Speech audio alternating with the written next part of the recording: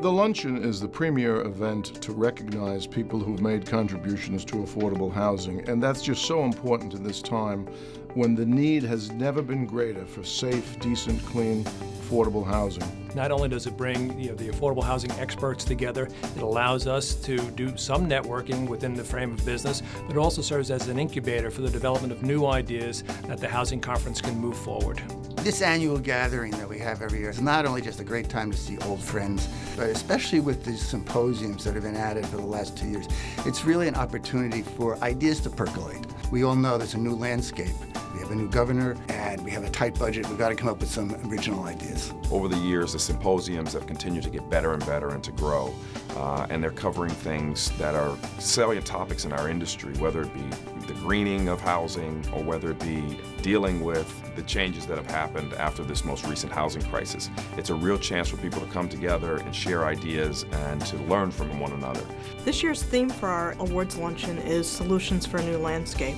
A few of the ways that we will carry this theme throughout the year will be through our work with the Young Leadership Council and through brown bag symposiums. We will be doing joint advocacy days in Washington with the National Housing Conference, and I expect we'll be doing some advocacy days in Albany as well. But leading the Housing Conference in New York is always a partnership with the National Housing Conference, because so many of the housing programs in this country got their start in New York. I think it's extremely important to have a linkage between the National Housing Conference and the New York Housing Conference. The New York Housing Conference can provide to the national knowledge of the local scene. Conversely, the National Housing Conference has the expertise and the contacts in Washington that lead to a synergy so that the New York Housing Conference can help accomplish its goals in Washington. So to have a nexus with Washington and the policymakers with Washington is critical. And I think we bring value to the National Housing Conference because New York is such an incredible, important part of the country. And the New York Housing Conference and the National Housing Conference, they create a big tent. They allow for all of those voices to be heard in a way in which is very proactive, and that coordination is absolutely critical. And without the National Housing Conference and the New York Housing Conference working collaboratively, we wouldn't have the success in this city that we've had over such a long period of time. The affordable housing market is facing challenges today, this year, next year. The importance of the National Housing Conference and the New York Housing Conference creates a voice for us to take our ideas, our policies, our programs up to Albany and into government within Washington. Without their voice, many times our ideas and thoughts are not heard. Nobody talks about housing, and that's why we need a National Housing Conference to talk about housing and to remind public policymakers that you cannot have a successful country, a successful government, if people aren't properly housed. The individuals being honored today by the New York Housing Conference and National Housing Conference have dedicated a life to the development of affordable housing. To acknowledge their work and their good efforts helps to energize the entire industry of affordable housing. This also needs to be a venue for the people in the industry who share that passion to speak to us about what it is that we need to do as an entity that is pushing good public policy. What should that public policy be? We need everybody to be involved in that discussion, to express to us what are the issues that are most important to you.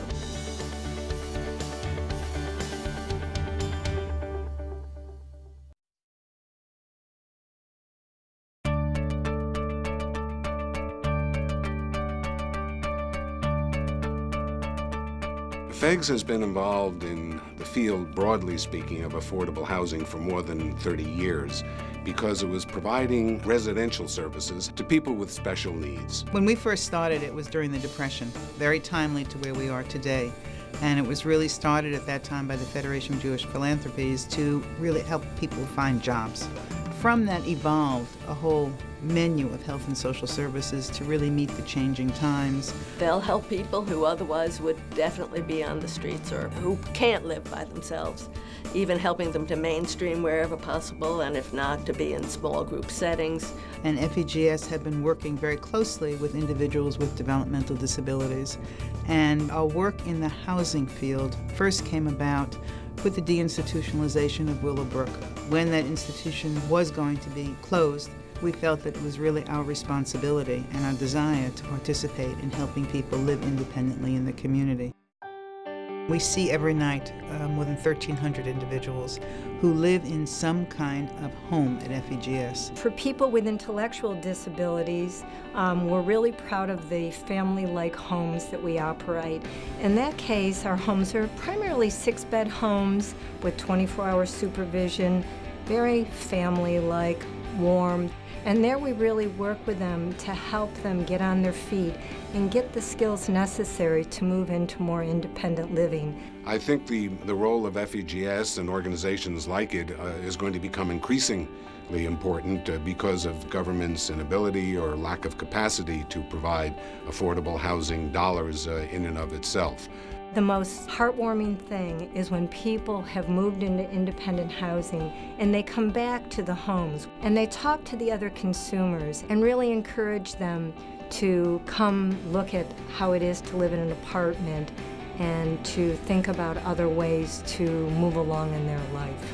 Our philosophy is to build opportunities so that people can have graduated levels of independence. We want people to get housing, retain housing, and our job is really to provide and help them get the skills they need to continue to live as independently as possible.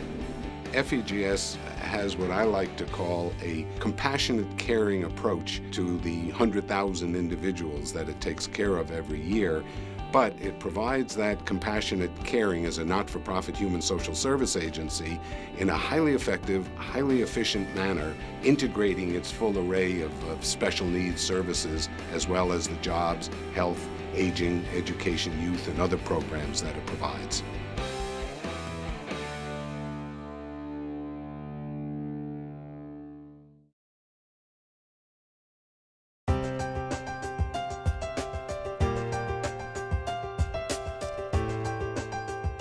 The Bluestones have really always been in affordable housing. My grandfather started building in Queens in the 1920s, and he could have coined the phrase workforce housing because that's basically what he did. I mean, that's what was being built out in Queens in that time. So it was just a natural progression for us.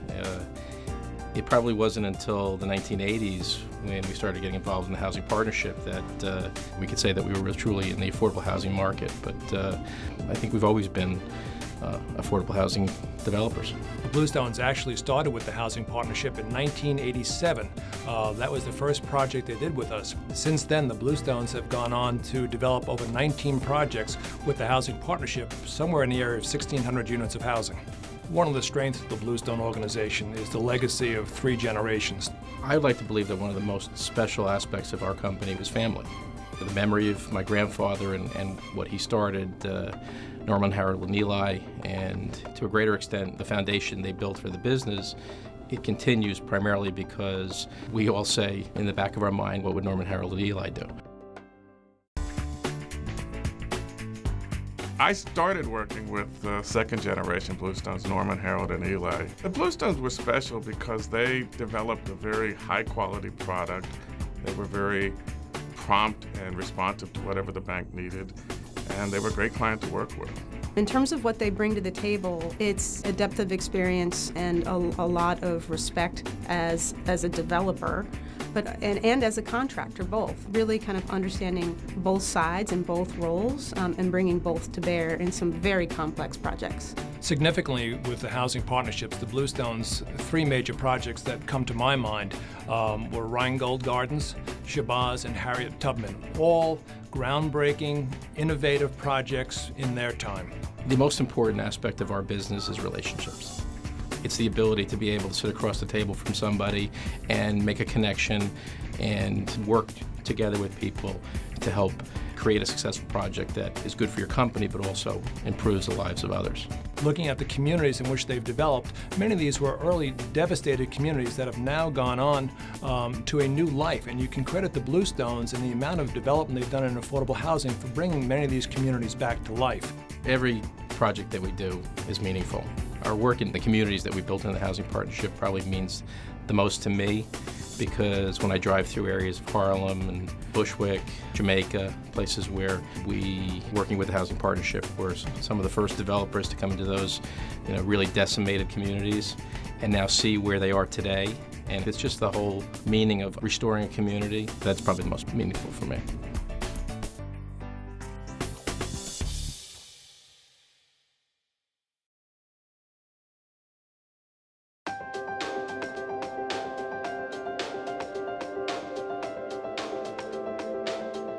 When I think of Marc Jahr, I think of somebody who makes things happen. New York City is full of affordable housing superstars, and he's a standout among the superstars. Marc is the true definition of public servant. He's doing this job because of his love for the city and his deep and lifelong commitment to affordable housing.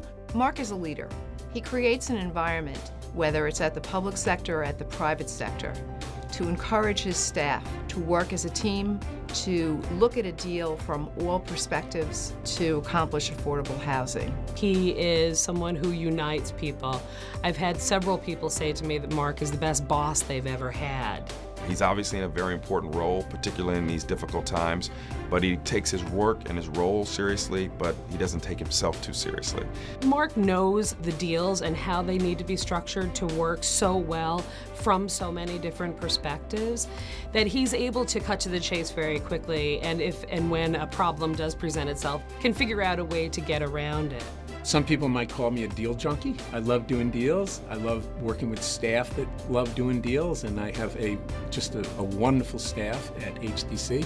So it's just an enormous joy to go into work every day and to work with those folks, but work with all the people in the industry who I've been working with for many, many years, collaborating on deals throughout the city. Most people don't know that HDC in the New Housing Marketplace Plan was originally supposed to put in $500 million of subsidy through its corporate reserves into the housing that we're creating. Under Marc's leadership, they've already doubled that number. I think what's really impressive about Marc is that he has chosen to dedicate his entire career to the same thing. In all of the different roles he has served, he has been pursuing the production and preservation of affordable housing. Marc is one of the classiest people in this industry who has worked in all areas, from the community standpoint to the financial standpoint to the public sector standpoint, and it has cared, and he has tried to get things done which he thought were right. I've been quite lucky to have been able to work in a number of different settings. At one point I read this collection of Jack London stories in sort of Call of the Wild and said, well, that's kind of neat, and I think I'll go to Alaska. And so I lived and worked in a small Eskimo village about 50 miles above the Arctic Circle. So whether it was in Alaska or it was in East Flatbush or now in my current job, I think my work and the work of all my colleagues who surrounded me, there's been a commitment to equity and justice that infuses the work with an even greater meaning than it otherwise might have. In New York City, we've gone through certainly one great cycle of decline and resurrection. And it makes one humble, it makes one realize that nothing is permanent, and it sort of intensifies the sense of obligation that we have to do the right thing, not just the deal itself, sort of short term, but also ensuring that what we do in the moment can endure over the long term.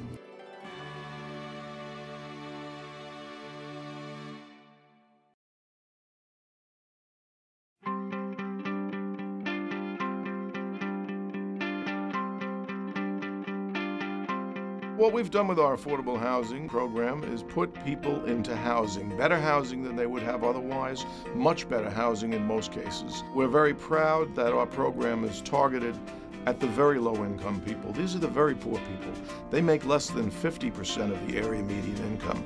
If you want to produce affordable housing in the United States today, you need to do it with partners. It's really a three-leg partnership led by Al, but the three legs are the community banks, the affordable housing community that put together the project, and most of all, the people that we're trying to serve. You put the three of them together with some government assistance and you get results. And that's how we do it. And that's been why the affordable housing program has been such a catalyst for producing more units of good housing. AHP provides gap funding for housing agencies so they can provide affordable housing poor folks. So in some cases, if they didn't have the AHP funding, they would not be able to make the housing affordable. So what you have is the financial institutions learning more about the challenges and opportunities that nonprofits have, and nonprofits get to teach financial institutions how best to service a great need in the community. Given the current economic challenges, it's more critical than ever that we have the support and involvement of the Federal Home Loan Bank in our projects. Al Delbovi and his team's sensitivity to the need to reach those very poor has really been a catalyst not just for Common Ground's work, but for the whole supportive housing field in New York City and New York State. I am particularly moved by a husband and wife who moved in and had a young child. The husband subsequently became unemployed, and I got to know him because he became the primary caregiver in this brand new development, and he was so appreciative. It gave him an opportunity to have dignity and respect and purpose because this was the first time they had a decent place to live in. Across the state, I see AHP's hand in every complicated project. And I think that's a very important part of their story, that they don't shrink from getting involved in projects that are hard to put together, that are serving very poor households. AHP seems to be asking the question, what are the projects that need to happen that won't happen without us? If you're mission-driven, your mission is to the people who are most in need. And we're very, very proud of that, and we hold on to that as part of our mantra and part of our mission and part of our goals.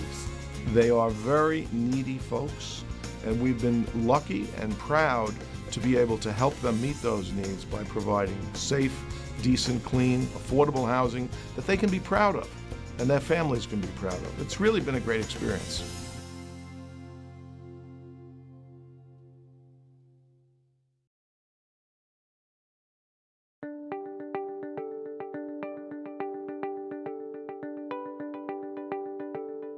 Clara Fox founded the New York Housing Conference in response to a moratorium on all housing in 1974. The Clara Fox Award, to me, it's given to people who have shown a huge commitment to providing affordable housing in the city. Bill deserves the Clara Fox Award because of his long-standing commitment to affordable housing in New York. One of the hallmark traits of Bill Frey is his ability to relate to people. Doesn't matter whether you're a tenant leader in a building or whether you're a titan of industry, Bill Frey has a real way of relating to people. If you have read the book Good to Great, there's a label for the ultimate leader, a level 5 leader, and Bill is that level 5 leader. Visionary, strategic, passionate, effective, humble. And on top of that, Bill's very funny, very funny. He's not getting it because he has a prickly personality. He's getting it almost for the opposite reason, because he has such an incredibly wonderful, open, basically kind personality. And it's that just genuine goodness that is what has made Bill so successful in his career and is what has made him such a great friend and partner to me over the years. When I went through a bit of a health challenge several years back, many people in this room were very supportive of me, which they didn't have to do, but it meant so much to me. And I think that says so much for this group of people here that, yes, we're focused on housing, and yes, we're focused on the finances and the development side, but we care about each other and we care about the people we serve. Had it not been for people like Bill, who steadfastly focused on community development through the 35 years, I think we would not be enjoying the vibrancy of the neighborhoods that we see today. The entire last 35 years of affordable housing history in New York City has Bill Frey's imprint on it. We were organizing apartment buildings in the Northwest Bronx in the 1970s, and Bill had just negotiated with the city's housing department that if a building had no heat and hot water or a similar kind of emergency repair, we could call into the city directly and they would send an inspector out. And this was a big breakthrough for us. So it was only a few days later that I was in a building that had no heat and hot water. And the door flies open, two big men walk in saying, "City housing inspection, where's the boiler?" And the tenants are cheering for them and clapping. And certainly I don't think you too often see that housing inspectors go to a building and get cheers and a round of applause when they arrive. So I think that says a lot about Bill and his work, that he's worked on things so that people's lives are better. That opportunity for me to see how you can connect and bring together resources that can ultimately change what happens in people's lives and change what happens in our neighborhoods has been a wonderful opportunity for me. I don't think there is anybody more worthy than Bill to receive this award. You know, his contributions to the affordable housing and community development industry, not only here in New York City, but nationally, have been enormous.